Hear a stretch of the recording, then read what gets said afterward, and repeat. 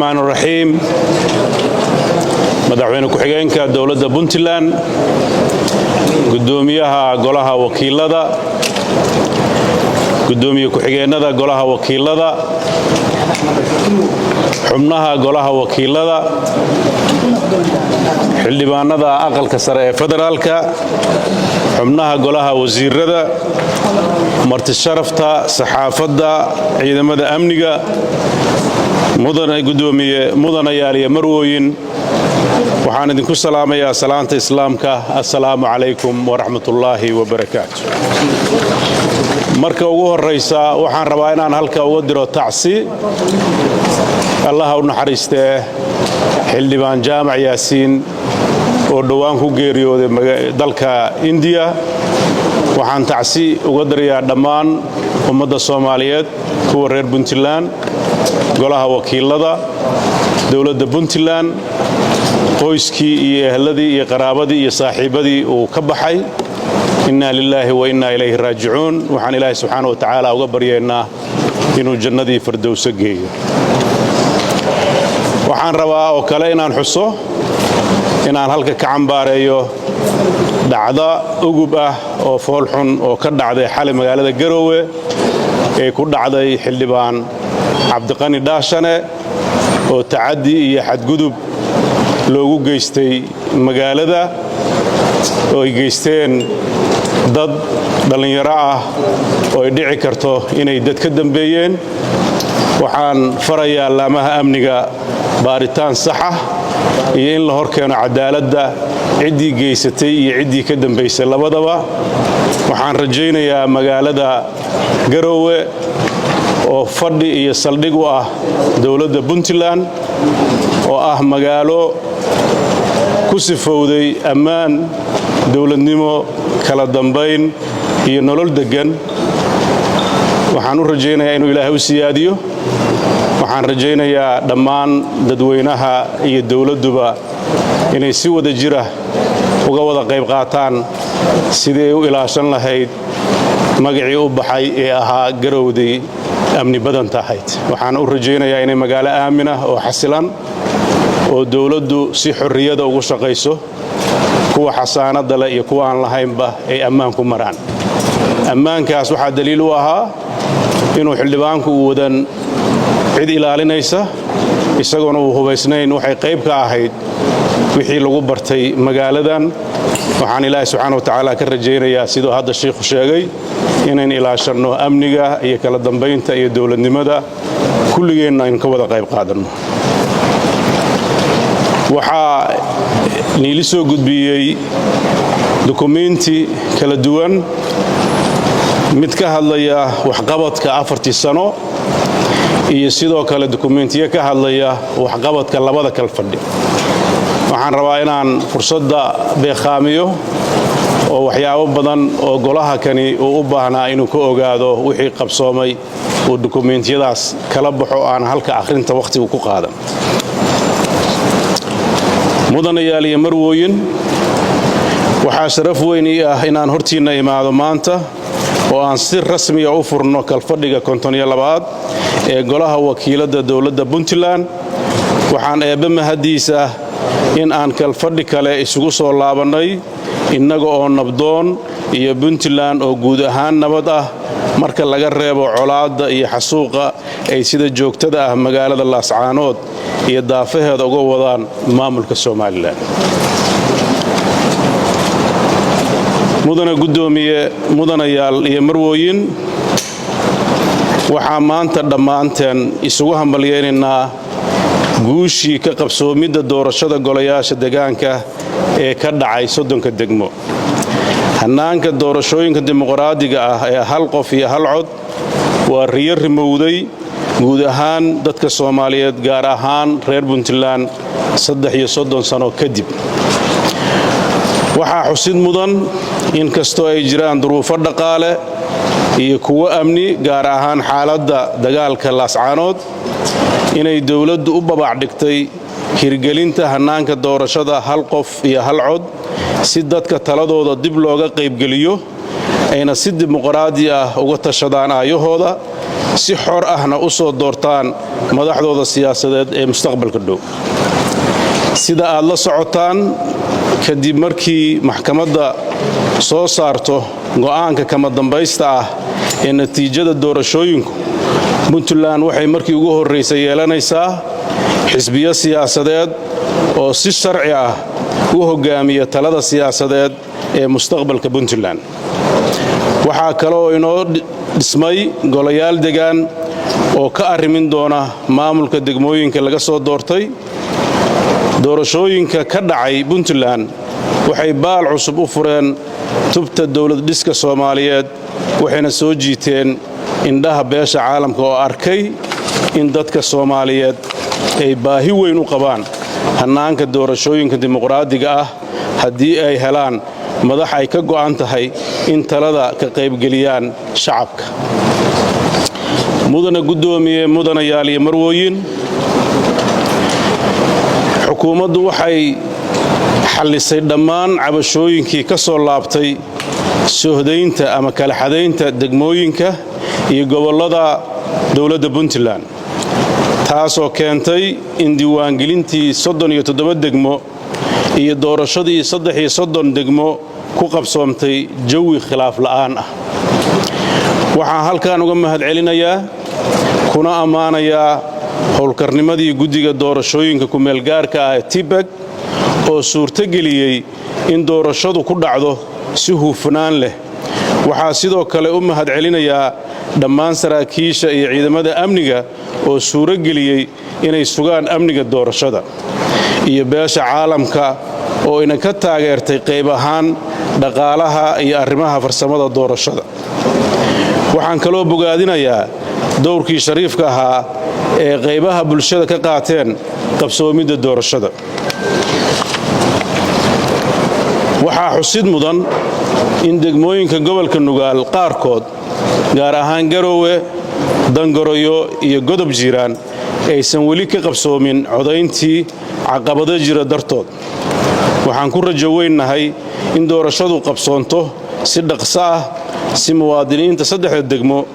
ay si dimuqraadi ah u soo doortaan golayaashooda deegaanka ayna ka harin asaagooda u guuray dimuqraadiyadda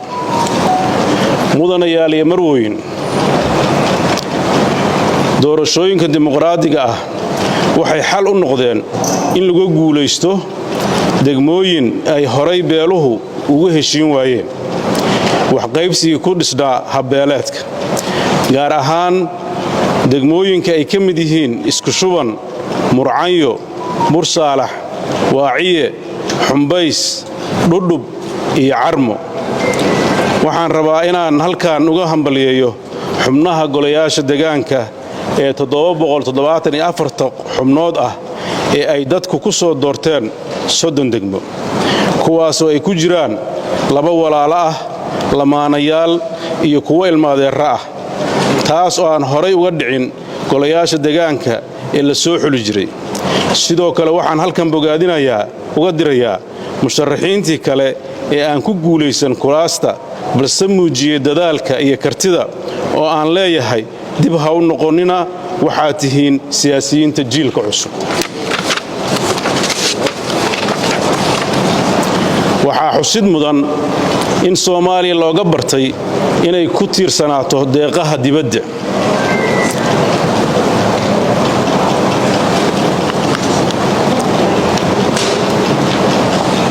Puntland waxay guntiga u furtay dhaqaalihii ku baxay doorashada oo dhan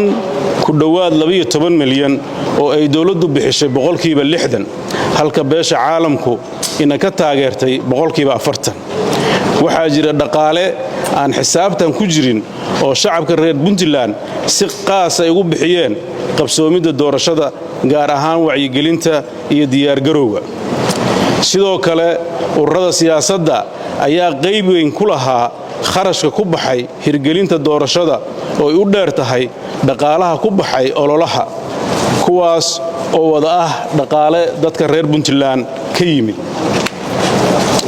mudana gudoomiye mudanayaal iyo marwooyin dawladda waxaa ka go'an inay sii wado geedi socodka dimuqraadiyeynta Puntland si ay shacabku u soo doortaan madaxda ku matasha golayaasha dawladda waxayna taasi Puntland iyo Soomaaliyaba u galaysaa taariikh weyn taariikhda waxayna ku dayasho u noqon doontaa Soomaalida inteeda kale haddaba waxaan soo dhaweynayaa cid kasta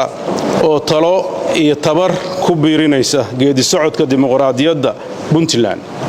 iyadoo la soo dhaweynayo wixii dhaliil toosin ah waxaan rabaa in aan siyaasiyiinta banaanjooga ah ku biiraan xisbiyada siyaasadeed ee Puntland si ay aragtidooda uga dhiibtaan fagaarayaasha ku habboon kuna kalsoonaadaan dadweynaha Puntland oo talada siyaasadeed lagu celiyay mudanayaal iyo marwooyin waxaa maanta dareenkayga la qaybsanayaa hooyooyinka iyo carruurta ka qaxay duqaynta iyo xasuuqa aan loo meeldayin ee maamulka Soomaaliland ka wadaan magaalada Laascaanood kuwaas oo qorraxda roobabka iyo kanaacada ku haleeshay geedaha hoostooda waxaan dareenka la qaybsanayaa boqolaal carruur ah ee ku agoomoobay duqayntii Laascaanood waxaan dareenkayga la qaybsanayaa kuwa la ildaran dhaawacyadii ka soo gaaray duqayntii iyo weeraradii aan loo meeldayin ciidamada maamulka Soomaaliland waxay Laascaanood ku dileen dad rayida oo gaaraya 334 oo ay ku jiraan dumar iyo carruur waxayna ku dhaawaceen 1596 qof halka ay guryahooda ka barakaceen dad ka badan 200 oo qof waxaa kaloo si arxan darro ah madaafiic loogu garaacay oo la burburiyay goobaha caafimaadka dugsiyada waxbarashada masaajidada xarumaha korontada iyo biyaha hoteelada goobaha ganacsi iyo guryo degaan ah maamulka Soomaaliland muddo 15 sano ah kula kacayeen dadka gobolka Sool gaboodfal caburin xabsi iyo dilal qorshaysan oo si qarsoodi ah loogu laayay waxgaradkii reer Sool gaar ahaan magaalada Laascaanood waxaan bogaadinayaa kacdoonka shacabka magaalada Laascaanood ay isaga difaacayaan weerarka gaboodfalka iyo xasuuqa maamulka Soomaaliland waxaan kaloo u mahadcelinayaa dadaalka hiil walaal ee beelaha dariska la ah magaalada Laascaanood ku garab istaageen difaaca walaalahood dawladda Puntland iyadoo u gudanaysa waajibaadka bini'aadanimo waxay magacaawday guddi arrimaha Laascaanood u xil saaran isku dubiridida gargaarka dadka ka soo barakacay colaadda Laascaanood guddigaas ayaa ka shaqaynayay dib u dejinta dadka soo barakacay daaweynta iyo daryeelka dhaawacyada dawladdu waxay gaarsiisay 198 qoys oo qoyskiiba 6 ka kooban yahay ugu yaraan oo ka soo barakacay colaadda gobolka Sool gargaar raashin ah biyo ah caafimaad ah agab kale waxaa sidoo kale la abaabulay la iskula dubiriday dhammaan hay'adaha bini'aadanimo ee dawladda Puntland iyada oo ka qayb qaatay gurmadka 26939 qoys gaarsiiyay waxa ayana dhinaca waxbarashada dawladda u fidisay taakula waxbarasho 15540 arday oo kamid ah ardadii ka soo barakacday gobolka Sool oo isugu jiray dugsiyada hoose dhexe sare iyo jaamacadeed loo fidiyay waxbarasho bilaash ah oo lacag la'aan ah iyo waliba manhajkii ay wax ku baranayeen iyadoo lagu guuleystay in 3000 oo arday ay ka qayb galeen imtixaanada shahaadiga ee sanadsiyeedka 2022-23 dhammaan deegaanada nabadda ah ay ku qaxeen ee Puntland oo ay runtii ka wada fariisteen degmooyinka iyo gobolada guud dhahanba dawladda Puntland waxay soo dhaweynaysaa baaqyada ka imaanaya inta nabadda jecel gaar ahaan ummadda Soomaaliyeed dawladaha dariska ah ee ka xumaaday gumaadka maamulka Soomaaliland iyo golaha ammaanka qaramada midoobay waxaan ku celinaynaa in maamulka Muuse Biixi uu maqlo baaqyada dadka nabadda jecel uuna ciidankiisa kala baxo gobolka Sool haddii uu dhagaha ka furaysto baaqa ummadda Soomaaliyeed iyo beesha caalamka dawladda Puntland waxay diyaar u tahay inay gacan ka geysato badbaadinta shacabka gobolka Sool si aan qarsoodi lahayn.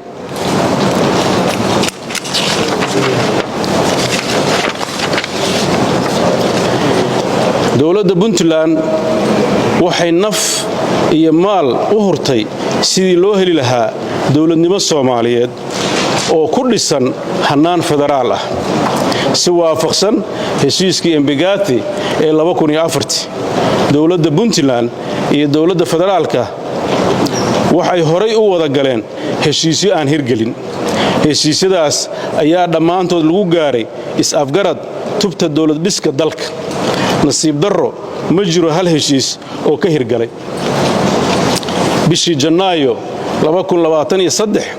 waxaa xukuumaddu soo saartay go'aan muujinaya mowqifka Puntland ee dowladda federaalka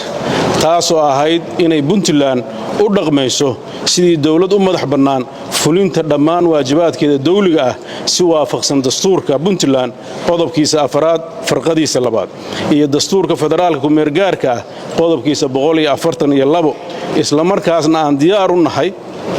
si aan si gooni ah ula xaajoonno dowladda federaalka ah balse aanan diyaar u ahayn ka qaybgalka shirarka madasha wada tashiga qaranka kadib markii ay noo cadaatay in madashu noqotay mid aan u adeegayn danaha ummadda Soomaaliyeed go'aanadeeduna halis gelin karaan wadajirka dalka Soomaaliya. haddaba waxaan halkan ka cadaynaynaa in aan aragti ka leenahay xalka qodobada masiiriga ah ee dhamaystirka geedi socodka dowlad dhiska hannaanka federaalka Soomaaliya. waxaan diyaar u nahay inaan dowladda federaalka ah si gooni ah ugala xaajoonno sidii loogu gaari lahaa heshiiska madambaysa ah iyadoo xukuumaddu ay magacowday guddi isugu jira xubno ka tirsan golayaasha dowladda ee saddexda ah iyo xubno madax bannaan oo khubaro ah. taasi ay ka dhigan tahay inaan diyaar u nahay wada xaajood dhab ah oo dalkan masiirkiisa looga arrinsado si loo helo dowlad sal adag oo waarta oo mustaqbalka jiilasha soo socota u adeegta. mudanayaal iyo marwooyin dowladda Puntland waxay walwal ka muujinaysaa xaaladda amni iyo xasilooni darre siyaasadeed ee ka soo cusboonaatay gobolka Gedo. waxaan madaxda dowladda federaalka ah ugu baaqaynaa in ay ku kicin ficil la mid ah midkii ay iyaga laftooda dhibanaha u ahaayeen ee diyaaraddii ay la socdeen hawada laga celiyey loo diiday inay gudaha dalka ku safraan. ficiladii ay madaxda federaalku ay haray madaxdii ka horeysay ugu cambaarayn jireen ee xayiraadda duulimaadyada diyaaradaha rakaabka ah ugu kala goosho gudaha dalka. waa nasiib darro in maanta dowladda federaalka ku caburinayso dadka gobolka Gedo wixii ay horay u diideen iyagoo iska indhatiraya baahida loo qabo Jubbaland in loo sameeyo Jubbaland loo sameeyo dib u heshiisiin dhammaystiran. waxaana ku baaqaynaa in dib u heshiisiin ballaaran lagu dhammeeyo xiisadda gobolka Gedo ee aanan xabad iyo caburin iyo diyaaradaha la joojiyo aan loo adeegsan. waxaan sidoo kale walaac ka muujinaynaa isku dhacyada ciidamada militariga Soomaaliya kuwa maamulka koonfur galbeed ku dhex maray Baraawe iyo Ceelbarde. waxaan ku baaqaynaa in si degdeg ah loo joojiyo dhacdooyinkaas oo loo jeediyo awoodda ciidamadeenna la dagaalanka argagixisada iyo xadgudubka dowladnimada dadka wada. mudana gudoomiye mudanayaal iyo marwooyin ugu dambayn waxaan halkan uga mahadcelinayaa shacabka Puntland oo taageero iyo isla shaqayn u muujiyay xukuumadda aan hogaamiyo. waxaan ka codsanayaa inay garab nagu siiyaan howlaha weli dhiman si aan uga mara dhalinno ballanqaadkii hortobinta noolah. xukuumadda Puntland waxay xoogga saaraysaa inay wax ka qabato amniga oo ugu horeyso xaaladda Laascaanood, dhammaystirka doorashooyinka oo haddii eebba idmo dowrka idinkaga aadan aad ka qaadan doontaan iyo horumarinta kaabayaasha dhaqaalaha. waxaan idiin rajaynayaa inuu kalfadhiga noqdo mid guul looga gaaro arrimaha masiiriga ee idin hor yaalla. waxaan si rasmi ah inoogu furan kalfadhiga 52 ee golaha wakiilada Puntland. allah mahadleh. wassalaamu calaykum waraxmatullaahi wabarakaatu.